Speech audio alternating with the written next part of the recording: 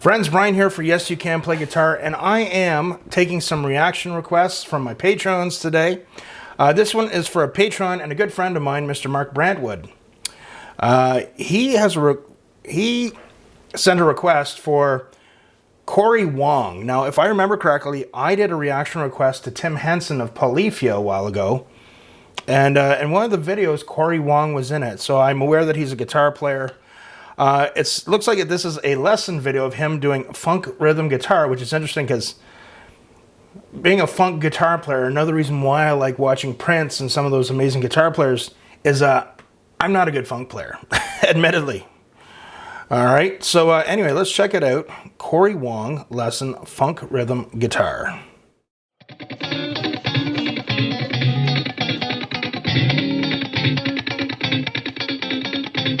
Dude's funky. Look at that right hand go. It's all in the right hand, folks. My right hand can do some pretty amazing things. Can't believe I just said that. Anyway, with guitar I can do some pretty cool stuff, but never been a really good funk guitar player. So I'm really interested to see this about Cory Wong here, but it looks pretty funky.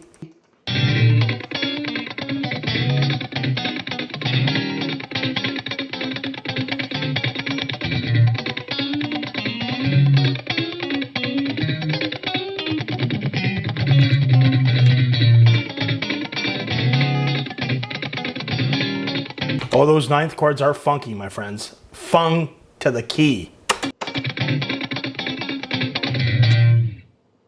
A lot of people ask me about my right hand technique because that's a lot of what I'm known for, and that's what drives a lot of rhythm. So the right hand for me has everything to do with the attack. When I'm playing, I think of my right hand down, up, down, up, down, up, down, up. It's kind of a motor that's just chugging along. And it just, when I decide to hit the strings, it doesn't matter, like it basically defines what my picking pattern is. Some people ask me about like, oh, when do you do downstrokes, when do you do upstrokes? Anytime it's a one or an and, if it's a number or a downbeat, it's a downstroke. If it's an E or an it's an upstroke. I never think about my picking pattern because it's always this constant motion. If I'm doing 16 notes as far as if I'm running a 16th note motor, it's always going to be 1 E and a, 2 E and a, 3 E and a. So I never have to think about strumming pattern or anything. My hand is just always going. And then it's just, when do I hit the strings? So the motor's always running. It's always going in full 16ths, down, up, down, up, down, up, down, up, down, up, down, up. It's just, when do I hit it? So it's...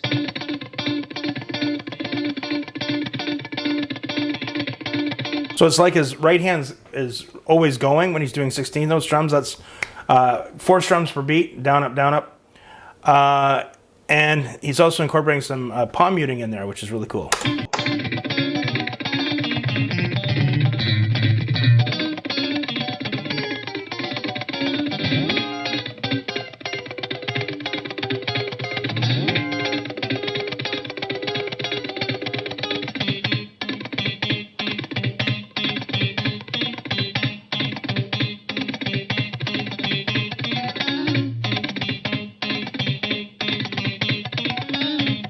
Funny story I'm going to share with you guys. I got a couple funny ones, but I'm going to say this was around 2005. I got a call from where I used to live. There was a guy.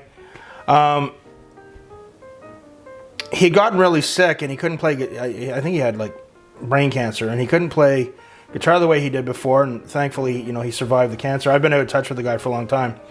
And he was putting together this. It was like a jazz swing funk band, and you know, it wasn't really my thing, and he gave me a call, and at first I was kind of like, I said, oh, why not? You know, to the guy's credit, and I'll be completely honest, he didn't have the best personality. I don't even know how to explain. I don't know if a stoic is the right word, but you know, he really excelled in that genre, the funk swing thing, and I didn't. And you know, but he gave me a lot of really cool tips and insights, and you know, I remember going and jamming with the band, and it was just kind of like, he had a way of saying, he said, you're just not like you're not tight, meaning, you know, tight can be good, meaning, yeah, the band was really tight, but he said you were too tight, meaning I just wasn't loose and just going and falling into the groove really well. And he was right.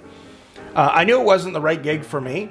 And, when he called me and said, I think we'll get someone else. It was like, okay, cool. But just, I don't know. It was just a weird experience. His personality was a little different. And I don't think it was the right gig for me anyway. But I actually really learned a lot from the guy. And which I later on incorporated into my playing and helped, raise my playing up. But I just remember almost that feeling of being a fish out of water. Because they were all kind of into this stuff, and it just wasn't me, so. But anyway, never have been a really great funk guitar player. But it's amazing for me watching them. Whatever.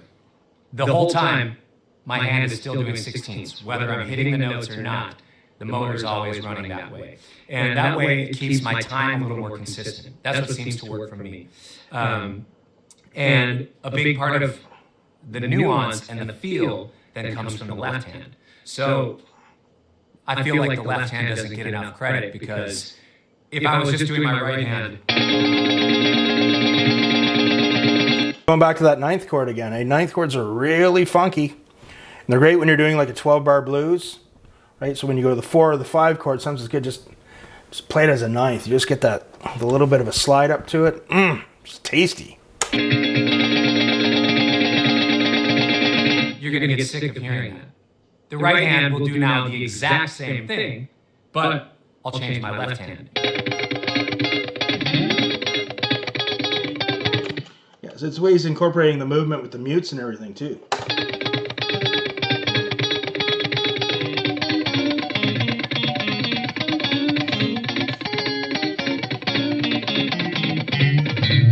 So my right hand is still doing the exact same thing. The left hand brings all the nuance. So that being said, the right hand actually, once you get the motor down, makes things pretty easy, and then you can focus on your left hand. Again, it's just the same thing. Crossing genres, I still use the same technique.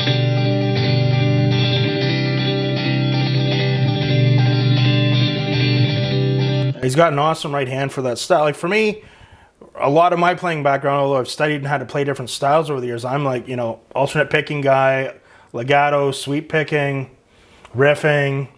So those are always more of my forte, but I was never afraid. You get a lot of guys, they'll use the term, including, our good friend Rick Beato, who I love dearly. It's not my style. They'll say, it's not my style. That's code in guitar language for meaning I can't play it. Where, for me, instead of saying it's not my style, I threw myself into it and I tried it. I became a better guitar player, but I've never backed away from challenges like that. But it definitely was not my cup of tea or my thing, that's for sure. Still just a motor on the right hand.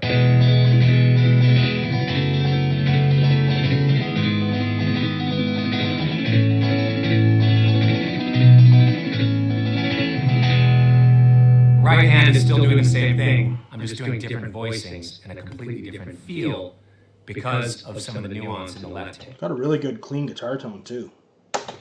That being said, there's some times where the motor is always going down, up, down, up, down, up. Sometimes I'm hitting more on these strings, sometimes hitting more on these. Changing that sort of thing. But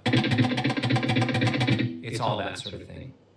And to me, I've gotten to the point where the main thing I practice for that is metronome practice. Imagine that. It's you want to be good, you can't get away from using a metronome. And as a guitar teacher over the years, I've overemphasized that to students, so I try and back off on it. But I'm very upfront with students about using one, teaching them how to practice with one. And it's kind of funny, when I came up in the 80s on guitar, like it was like a secret. Nobody mentioned that, and for 4 or 5 years of trying to be self-taught, I sucked so bad. And then when I had my first formal teacher, who was an amazing teacher, an amazing guitar player, when we hit 10K subscribers, guys, I'm planning on having him here as a special guest. That would be an awesome session with him. But he told me, first thing he said, you got to use a metronome, got to clean up your technique. Most people, when they pick up a guitar, they don't know how to develop technique. Basically, that means getting your fingers to do what you want them to do. And if you don't use a metronome, like, good luck on developing that. That's why a lot of people don't stick with the guitar, or might, they might stick with it, but, they might just strum a few chords, and they don't achieve what they would like to. So, very important. Good on you, Cory, for mentioning it. It's kind of the classic practice with a metronome and your time will be better. And that's fun. That's easy to say. But sometimes the practical application of practicing with a metronome is kind of hard because, to me, there's actually two sides of practicing with the metronome. Most people just think you can play with a metronome or you can't, which I guess to some degree is true. But I kind of look at it two-dimensionally when I practice with a metronome.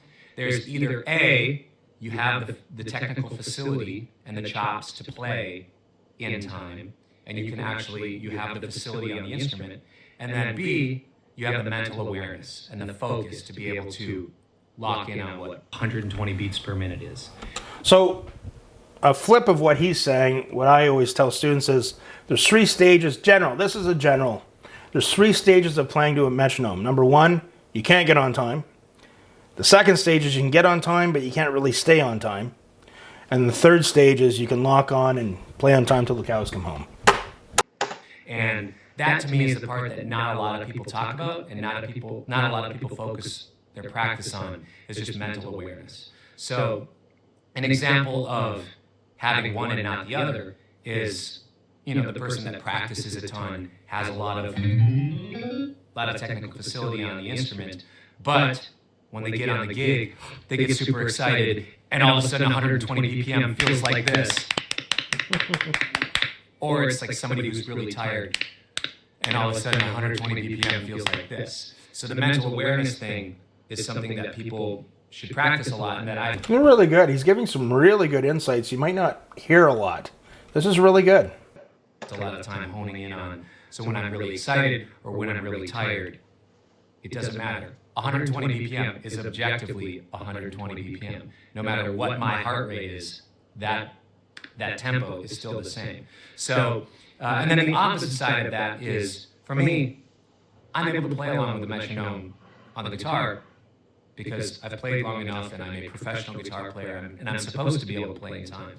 But if you were to put me on a violin or a trombone, my mental awareness of time would still be there, and I would know every time I'm not nailing a 16th note subdivision, but I just wouldn't be able to execute on the instrument. So if you think about your metronome practice two-dimensionally, it will actually help improve you, I believe, a lot faster, because then you can hone in on, is the thing that I need to practice the actual technical facility on the instrument, or is the thing that I really need to practice my mental awareness?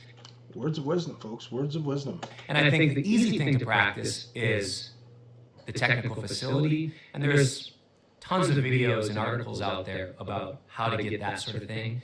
And that's really fun. That's great. That is one of the aspects. That's where you see the most obvious growth as a musician, being able to actually play the chord shape, being able to play the scale, that sort of thing. But the thing that takes it to the next level, and there's more levels after this, but the thing that takes it to the next level is understanding and having the awareness of time.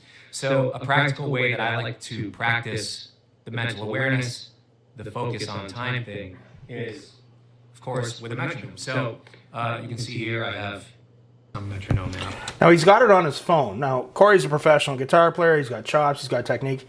For beginners, especially teenagers, I don't like them using a metronome app on their phone. You know why? Because they're teenagers, and even for adults, we're trained to react to notifications. So if you're deep in concentration trying to practice to a metronome, and you start getting notifications of messages from Facebook or Instagram, who's going to win? It's distracting. So I always prefer get it on your computer, or even an old school one, like a little one you can put, not the old tickers, but like a digital one that you can just set and keep it separate from your phone. That's just me, because it's easy to get distracted. I don't even know what it's called. But I just set it to 120 beats per minute, right? And what this does is it gives me accountability on every quarter note. 1, 2, 3, 4, 1, 2, 3. And I can play along with it. I'll balance it on my leg. Turn it on a bit.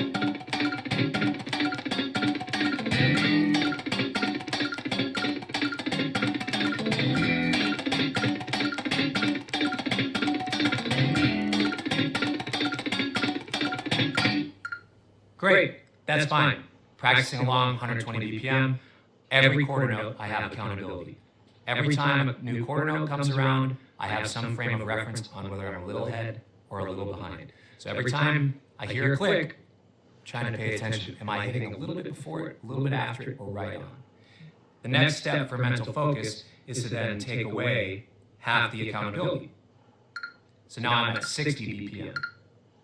I'm still, my hands and the technical facility is still at 120 BPM, but my mental focus has to double because now I have half the amount of accountability.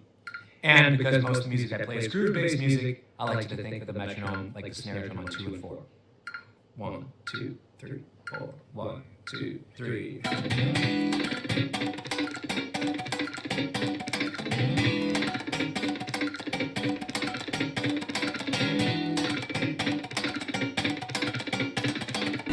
I was going to say something about that. I've tried doing the balancing the metronome on the knee while you're playing. Never works, but I didn't want to be a smartass. But I knew that was going to happen. Lost balance, but kept the time. So, half the amount of accountability, but my hands are still doing the exact same thing as when I had every other beat. And then the next step from that is to give yourself even less. Just now we're at 30 BPM. Maybe if I don't cross. 30 is really slow. You'd really have to focus and concentrate. This is really, really smart what he's doing. My legs will have better balance. So now I'm going to put this on beat 4, just for fun. 2, 3, 1, 2, 3, 4.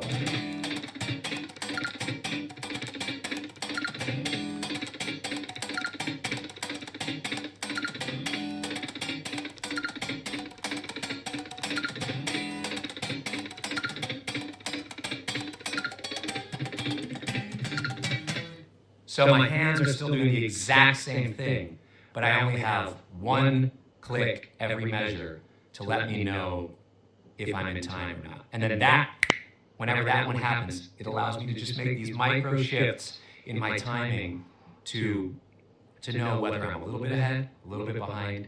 And again, it's just about awareness. So for me, when I have a certain level of accountability, I think in my mind, because I'm of the grid generation. We grew up seeing the grid, Pro Tools and Logic and that sort of thing. I am not from the grid generation, but I did learn the importance of a metronome many, many decades ago. And, you know, as a teacher now, I teach more for my joy. It's still my business. In the past, when I was under a lot of pressure to make money, I had a huge school, 100 students. I had some teachers working for me. But it was a business, and, you know, my teaching now is much less students, but I really enjoy the people I teach. I'm more selective of who I'll teach. But as a teacher, I try to give them the best I can, but I try not to overemphasize the metronome anymore. It's a personal decision, but 10 out of 10 times, the people that choose to not use one, I'm going to tell you guys a story. Okay, of a friend of mine who's no longer with us. He was a student who became a very good friend. Fortunately, he passed away in a car accident a few years ago. A wonderful guy. He was into like Joe Satriani and stuff like that, where you need some technical prowess. And one day, he signed up for lessons, and we talked. I went over the metronome. We went over some stuff. And over a year, he progressed. He got better. But he said to me, he said, you know, I've been taking lessons for a year, but I feel I should be better than where I'm at.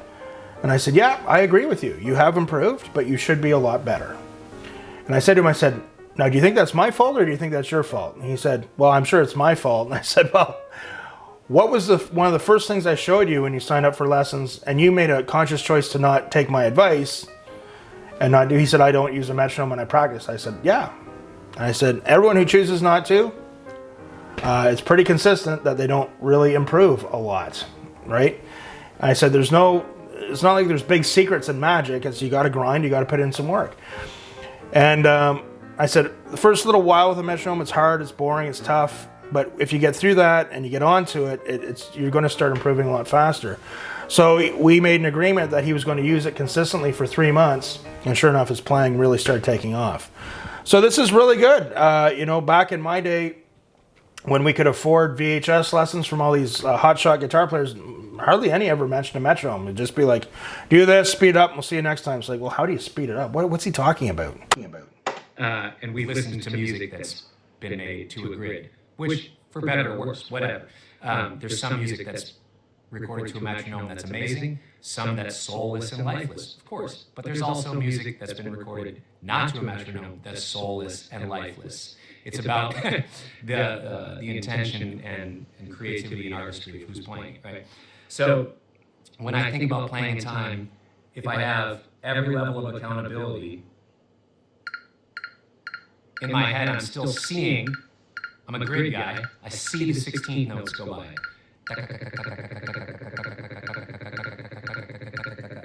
And if I take half it away, I'm still seeing the same grid.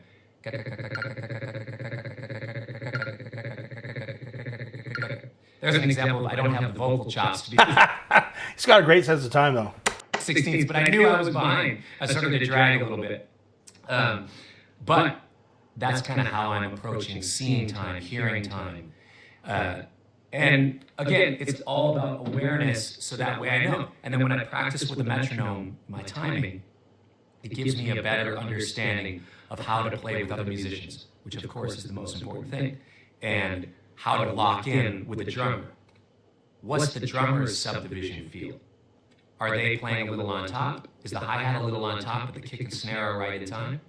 Or does the hi-hat drag a little bit? Does the snare pull back a little bit or pull forward? Does the bass player feel time behind where me and the keyboard player do? Some of those things, the more I have an awareness of timing, an awareness of subdivision, it allows me to lock into the groove much better.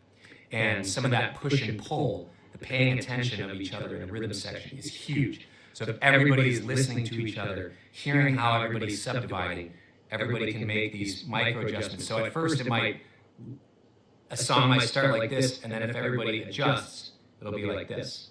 You know, like, oh, we're feeling subdivision like this. Everybody moves a little bit, and then all of a sudden it can line up, which is awesome, because then once it is lined up, it just has an insane groove and an insane pocket. Okay, that was really cool. I don't know a lot about Cory Wong. Obviously, he's a really good guitar player, really good sense of time, but he would be an awesome guitar teacher because of the fact that he's very personable, he's well-spoken, he's thoughtful. I think he'd be an amazing guitar teacher. I don't know if he gives lessons or ever gave lessons, but you know, there's two different types of teachers out there. There's teachers that teach to live, and then there's teachers that live to teach. I like to think of myself, of course, as someone who really enjoys teaching. And when you really enjoy what you do, it's a wonderful thing. So I really liked it. He had some really, really good words of wisdom there that I back up totally. And for any beginning guitar players or people that have been playing for a while watching that, I could never, ever overemphasize the importance of using a metronome. It really does separate the men from the boys and the women from the girls on guitar. I've seen it many times in my guitar playing. As a teacher, all I can do is tell people you really should use this, but some people, for whatever reason, they choose not to, and they just don't get the results. But I've always done my job. So down the road, if they decide to stop lessons or discontinue with guitar, they're just unhappy, I can always say to them, are you doing everything that I've shown you or asked you to do? No. You made that choice, not me. So good on Cory. That was a really good video, and I've always been fascinated watching funk guitar players, so that was great. It's a good watch. Loved it. Remember, practice hard, but practice smart, and we'll see you soon.